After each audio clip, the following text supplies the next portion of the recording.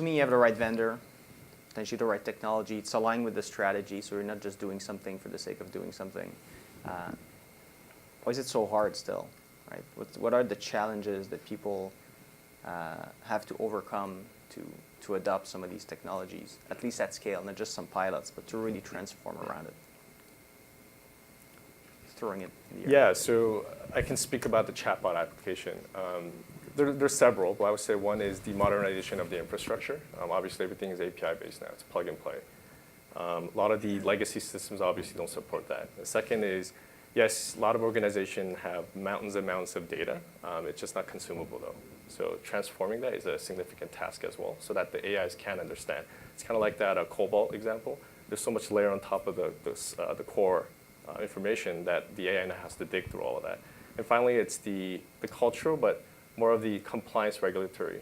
And I can give you an example. So while working on the chatbot, obviously financial institutions are, it's very regulated, and we obviously care about what we say to our customers.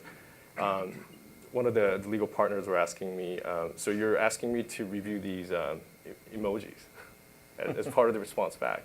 So now the discussion becomes, we know for sure that we can't send the profanity back to the customer, but for example, is a smiley face with a heart flying at the customer, is that appropriate?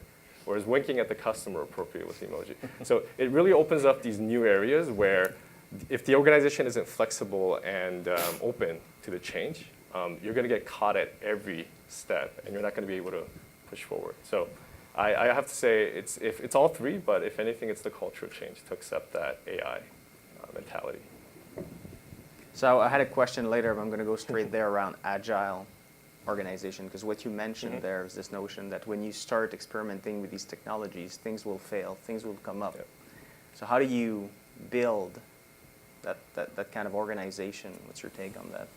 Maybe a question for who had I planned it for? Sanja.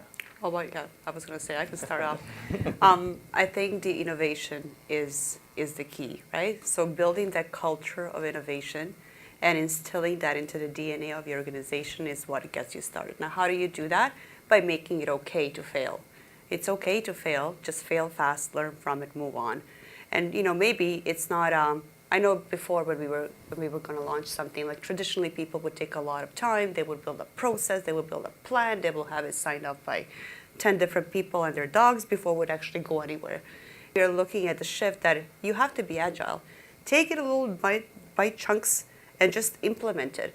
Pilot it. Like I think Telus is probably really known for piloting everything, because we'll just go to the markets with something small, see if it works. If it does, great. Then let's scale it up. But I think building that environment where it's okay to fail and learn from it is a key. And I don't think that a lot of organizations are there yet because of the being risk adverse, and that's just my take on it. But I don't know if someone else has a different perspective. No, I think you're right. I think you're right as well. I think one of the other key things is having a sponsor at the top who's willing to push the message forward, because a lot of time, like some of our early adopter clients, they, I can't remember who said it, like you can implement RPA in a week, but you got to get all the parties together in the same room on the same page, and that could take 10 weeks. Yeah. So, having a sponsor who can push that forward to help, it really is a cultural change. Totally agree. Let's talk about, let's come back to customer experience for a second. So how do you think around AI augmenting the human versus replacing the human? And I want to be specific to the customer experience for a second, not just like the broad-based discussion. Maybe, again, I can start. So I think the previous speakers kind of stole my thunder because they said everything I was going to say.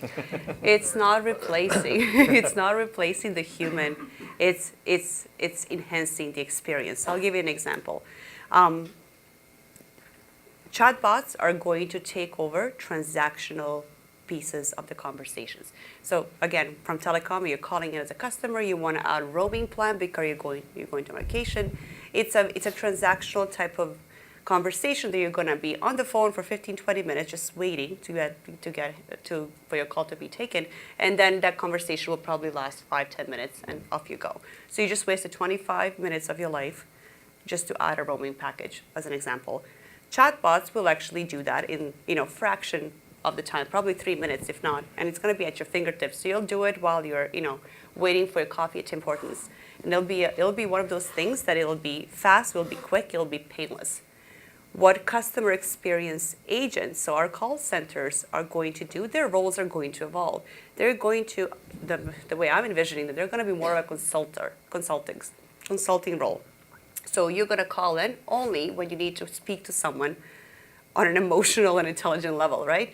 So it's not a transactional thing. It's you have a thought or you had a question that will require more than just transactional bot to answer. So that's how I see customer service agents and call centers evolving from a very transactional roles they have today into a very, very different role that requires different skill sets than what they have today. Different skill sets, I think, at this point. Thank you. Jason?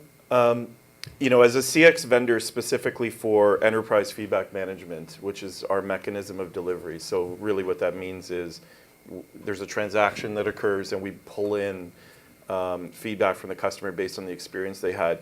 Brian made a point earlier that really resonated for me, which is it's great to get feedback, but what you do with the feedback, that's really the crux of CX. So what's happening now specifically is feedback comes in, people are, call it roving hallways with clipboards and lab coats, staring at data and coming up with analysis and, pontifications. But the reality is there's humans that are interacting with the issues that are coming up based on the responses that are coming back, and they have to do something with the data. AI is the evolution of that too, where the bot can actually handle the issue, where it can literally ping the customer via text message, email, or if they're using an app or whatever the mechanism, the delivery mechanism is to re-engage with the client, where the bot can basically say, hey, Steven, heard you got an issue on our flight. We want to make things right with you. As Brian pointed out, here's an offer, something to prevent the customer from defecting. All of that now can be, or not all of it, but most of it can be handled through AI innovation versus, prompting people in the call centers and so on and so forth to dial numbers, or what we call smile and dial, and hopefully make things right. So those are the innovations that I think are starting to spearhead into CX specifically, to take cost out, but at the same time drive CX up. And that would be my response on that. Just one last comment. In terms of whether it's replacing versus augmenting, I was at an academic conference in US. It was a leading institution in AI. One of the professors actually showed a future organization chart for how he envisions the future. So you have a worker named, let's say, John Smith, reporting into a robot named BB-8.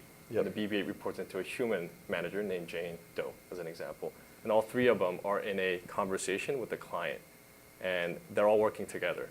So definitely an augment model, not a replace model. And I think it was Guy said that in the future, every person is going to have a robot, one-to-one. So